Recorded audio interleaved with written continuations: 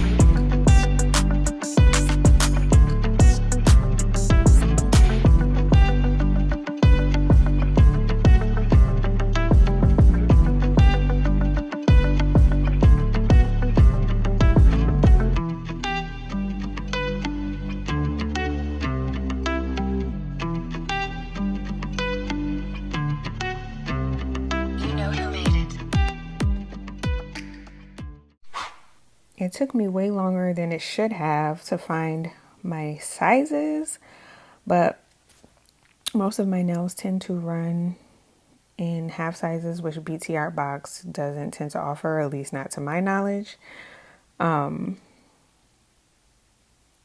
However, I eventually settled on acceptable sizes, although my thumbs are always a challenge to fit. So I just pick the best size that I can. Sometimes I do have to file the size down, which I did not do for this set because I didn't want to disrupt the already kind of thin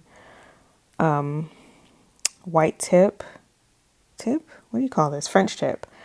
I didn't want to disrupt the design too much, which is the downside of press-ons. If you need to shave off the sides of a size that is almost your size, but not quite your size, it's probably close to impossible to do that when there's a design already on it. So I did not shave it down, but I did pick the best size that I could. It's still a little big for this thumb, but the smaller size down was too small, so I had to go with the bigger size. And as of now, it is November 2nd, and I filmed this maybe about a week and a half ago. So my thumbnails are still on. All of my nails are still on. They're a little grown out, but very much intact. Aside from chipping of the paint at the top, because I did not use a top coat. I didn't want to use a top coat, and it's fine not to use a top coat with this. However, like I said, the French tip is chipping at the very tips, which is kind of unnoticeable if you're not looking up close like I am. Also, my thumbnail on my left finger is lifting, but that's because I didn't use enough of the gel glue on this one, because I'm always afraid to use too much, which I kind of did for the first few on my right hand. And I'll go ahead and say that a little bit goes quite a way with that gel glue, the BT Art Box gel glue.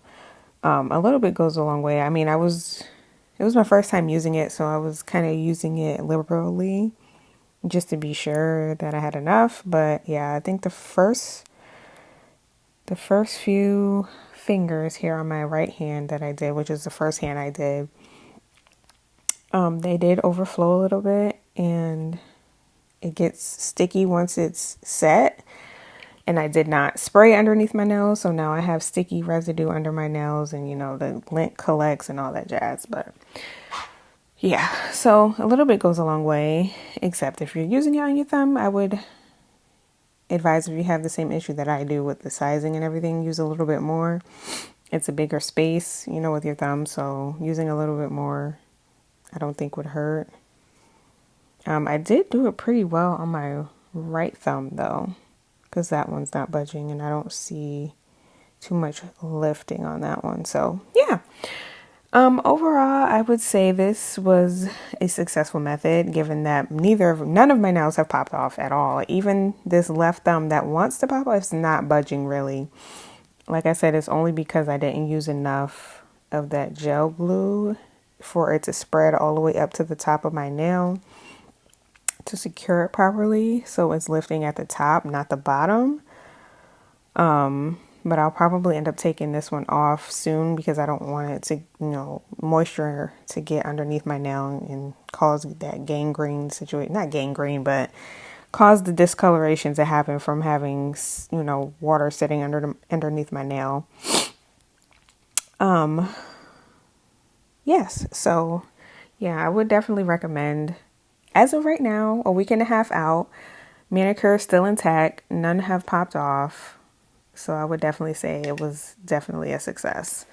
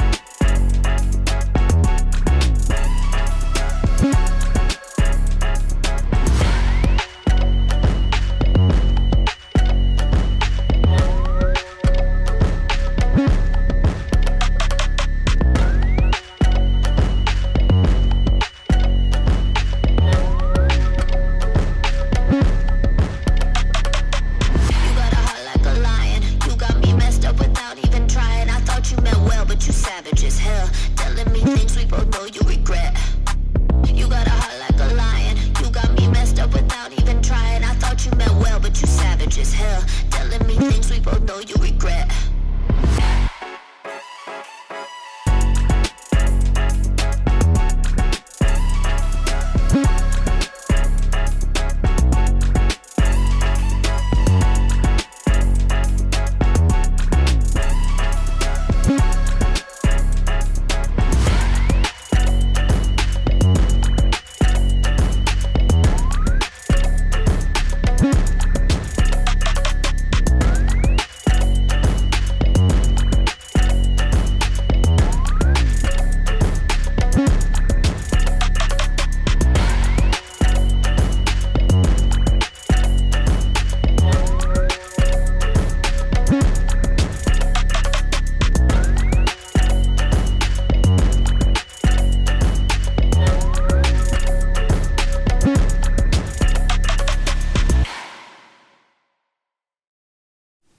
So I'm in the process of reading Tia Williams' A Love Song for Ricki Wilde, and I think it's going to claim a spot among my top 3 reads for the year already.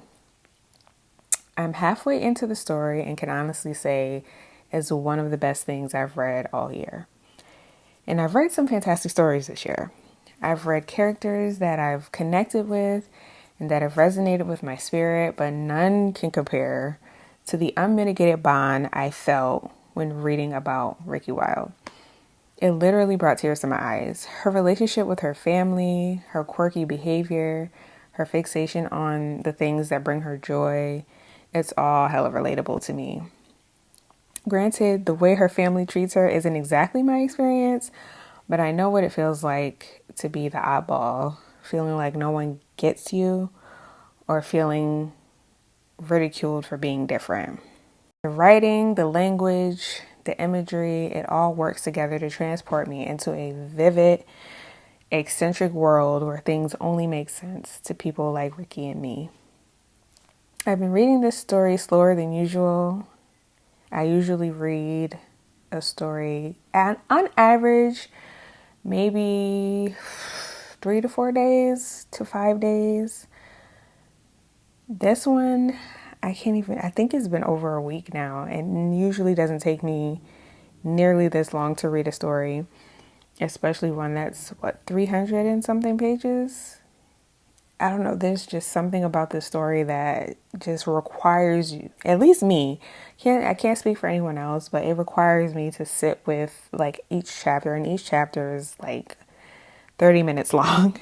If you're a Kindle reader, you know, you can actually see the timing of each chapter based on how long it takes you to read. But yeah, I've been reading this story. I've been reading the story slower than usual, savoring every morsel, living in every moment like it's my own. I can't see how the rest of the story unfolds, but there's just something about it. And I think that's the point. I can't see how the rest of the story will unfold. Even though I'm halfway through the story, I can't see how it's going to unfold, how it's going to end. And there's just something about a story that keeps me guessing all the way until either the crescendo or until the absolute end. That just does it for me. Like, I'm used to reading stories where I can pretty much predict the series of events all the way up to the end. But this one definitely is not that. And I love it all the more for it.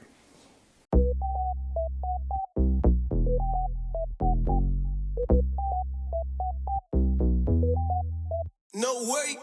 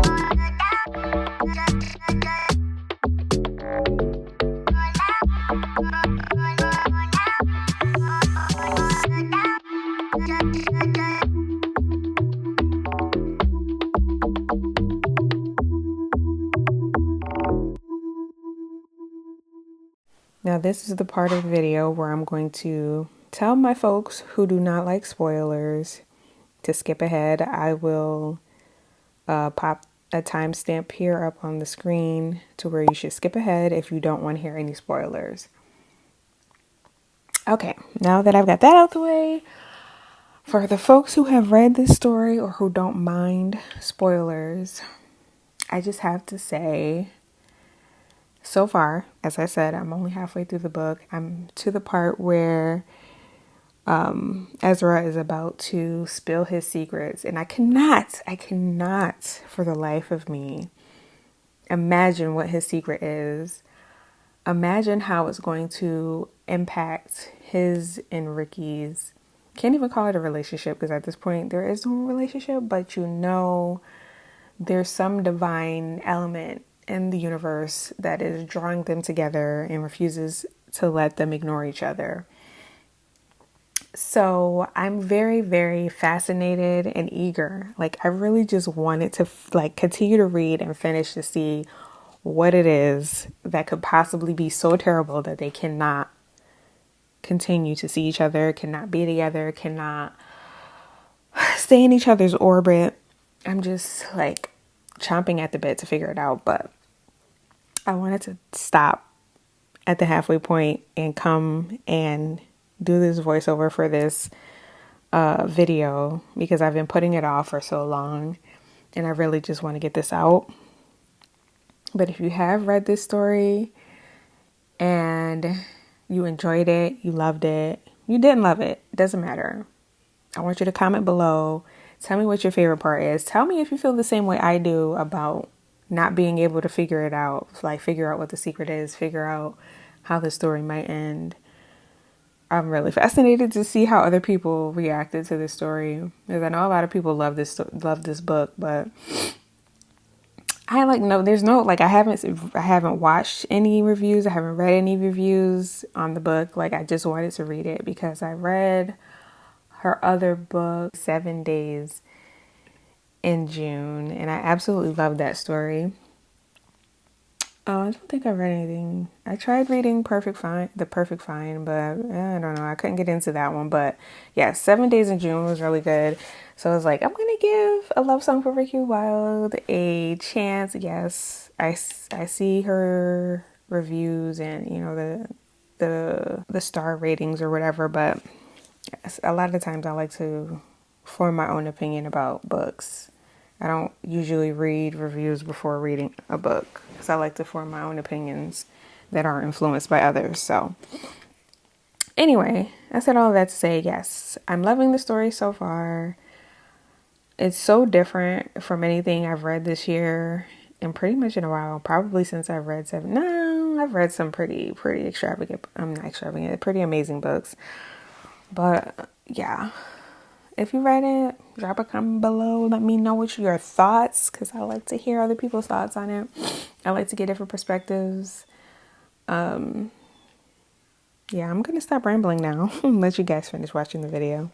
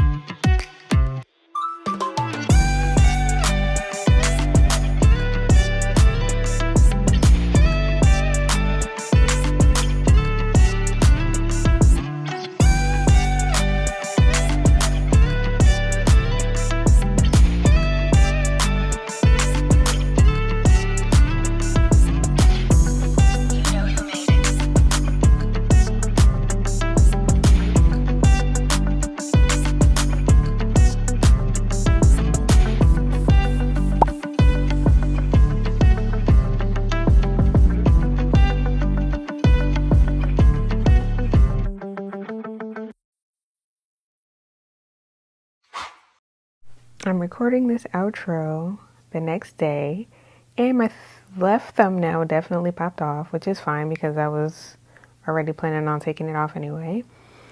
I also have finished the story, and it's definitely the best thing I've read this year, and I definitely cried. I definitely cried. It was just so hauntingly beautiful. You guys, you have to give it a chance for sure. If you haven't read it yet, I highly recommend it. If you've made it this far into the video without clicking off, you know what to do, and I truly appreciate you. Until next time, friends, I pray you all find your peace.